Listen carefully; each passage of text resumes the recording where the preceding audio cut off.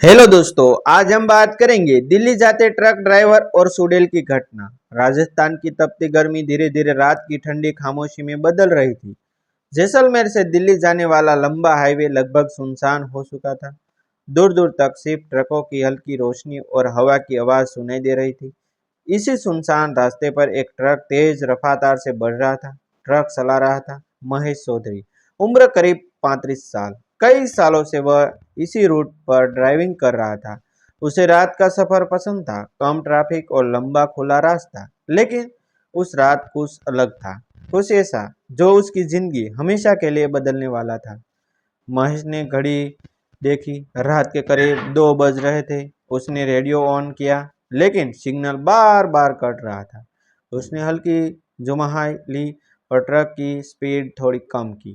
तभी उसे लगा आगे सड़क किनारे कुछ अजीब सा दिखा। एक औरत खड़ी थी, सफेद साड़ी में, बाल खोले हुए। वह बिल्कुल स्थिर खड़ी थी, जैसे किसी का इंतजार कर रही हो।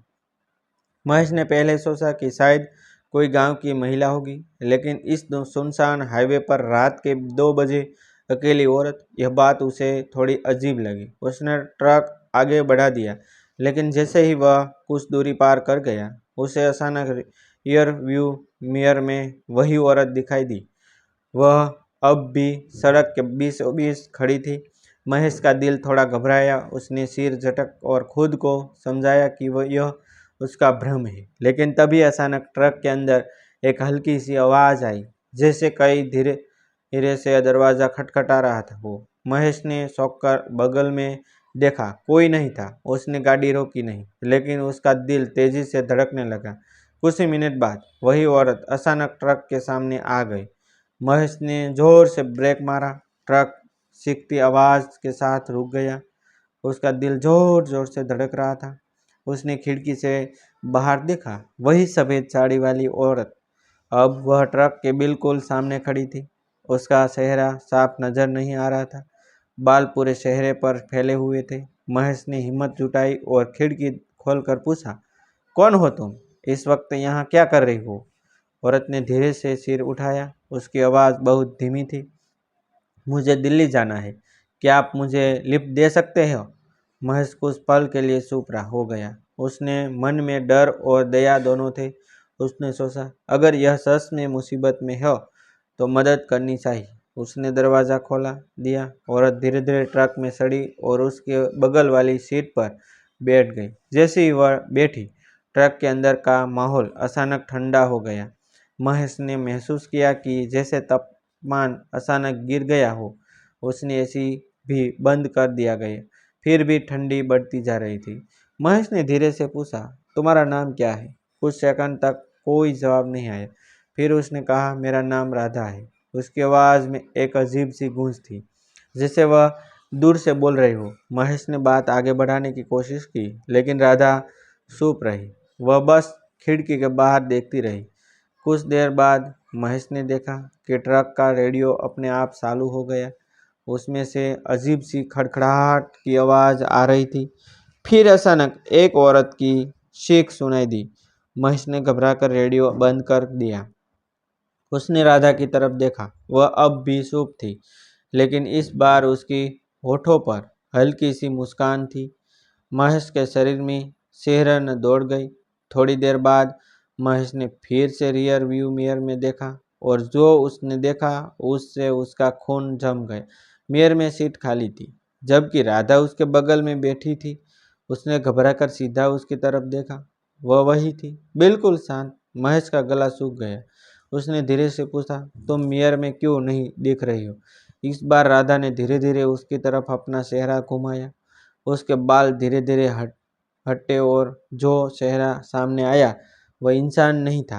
उसकी आंखों पूरी काली थी, चेहरा पीला और भयानक। महेश ने डर के मारे तुरंत नज़र हटा ली। उसने ट्रक की स्पीड बढ़ा दी। उसके हाथ कांप रहे थे। राधा धीरे से हंसी।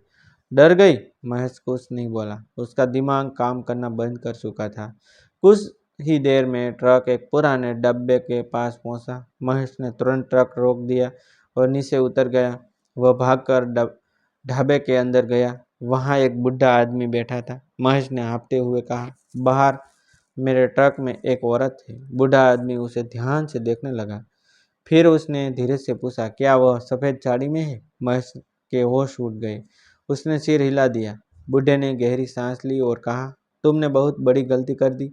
उसे लिफ्ट देकर महेश ने डरते हुए पूछा, वो कौन है? बूढ़ा आदमी धीरे से बोला, वो कोई इंसान नहीं है, वह इस रास्ते की चुड़ैल है जो हर उस ड्राइवर को मार देती है जो उसे लिफ्ट देता है। महेश के पैरों तले जमीन खिसक गई। तभी बाहर से ट्रक का हॉर्न अपने आप बजने लगा। महेश और बूढ़ा दोनों बाहर भागे। ट्रक की हेडलाइट्स अपने आप ऑन ऑफ हो रही थी और तभी ट्रक के अंदर से वही औरत धीरे धीरे उतरी हुई दिखाई दी। महेश की सांसें तेज हो गई थी। उसके सामने वही औरत खड़ी थी, वही सफ़ेद साड़ी, वही डरावनी मुस्कान, लेकिन अब उसका चेहरा पूरी तरह साफ दिख रहा था। आंखें काली, चेहरा पीला और होठों पर एक अजीब सी हंसी, जैसे वह किसी का इंतजार कर रही हो, जैसे वह पहले से जानती हो कि अब क्या होने वाला है।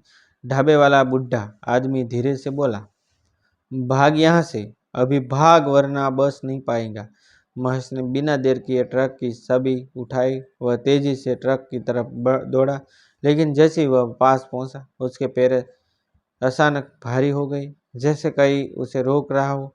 उसने पीछे मुड़कर देखा, वह औरत अब उसके बिल्कुल पीछे खड़ी थी। उसने धीरे से कहा, मुझे छोड़कर जा रहे हो? महेश का शरीर कांपने लगा। उसने हिम्मत जुटाकर कहा, तुम क्या चाहती हो? औरत की आवाज़ अचानक बदल गई। अब वह भारी गौर और गूंजती हुई, मैं सिर्फ साथ चाहती हूँ, हमें हमेशा के लिए। इतना सुनते ही महेश ने पूरी ताकत लगाई और ट्रक में चढ़ गया। उसने तुरंत दरवाजा बंद किया और इंजन स्टार्ट कर दिया। ट्रक झटके से आगे बढ़ा। उसने पीछे देखने की हिम्मत ही नहीं की। वो बस भागना चाहता था, जितना दूर हो सके। लेकिन कुछ ही सेकंड बाद उसे महसूस हुआ कि ट्रक के अंदर सिर्फ है वही ठंड बढ़ रही है। उसका दिल डूब गया। उसने धीरे से बगल में देखा, वह फिर से वही बैठी थी। इस बार उसका चेहरा और भी भयानक था। उसकी गर्दन अजीब तरीके से झुकी हुई थी, आंखें पूरी काली और होठों से खून जैसा कुछ बह रहा था। महेश जोर से चिल्लाया और ट्रक की स्पीड बढ़ा दी। सड़क पर तेज हवा चल रही थी। अचानक सामने एक मोड़ आया, वही मोड़ जहाँ कुछ देर पहले उसने उसे देखा था। औरत धीरे से बोली, यही मेरी मौत हुई थी। महेश के हाथ कांप गए। उसने ब्रेक लगाने की कोशिश की, लेकिन ब्रेक काम नहीं कर रही थी।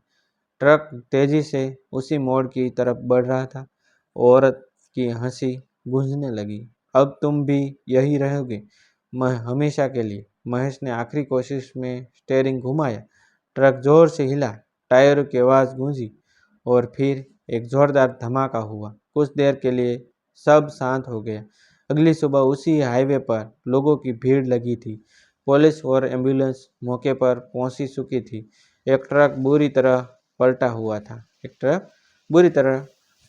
था। ढाबे वाला बूढ़ा आदमी भी वहां खड़ा था। उसने धीरे से ट्रक की तरफ देखा और आंखें बंद कर ली।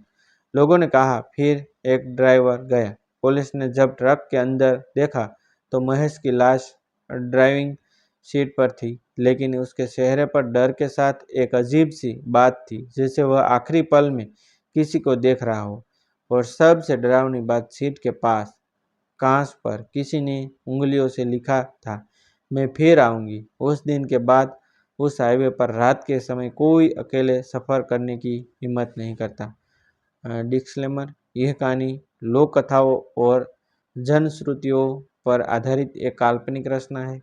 इसका उद्देश्य केवल मनोरंजन करना है। इसमें दिखाए गए पात्र, स्थान और घटनाएं वास्तविकता से प्रेरित हो सकती है, लेकिन इन्हें सत्य या प्रमाणित घटना के रूप में न लिए जाए। हम किसी भी प्रकार की अंधविश्वास या भय को बढ़ावा देने का समर्थन नहीं करते। थैंक यू दोस्तों, फिर मिलते हैं एक नई वीडियो के साथ। Thank you.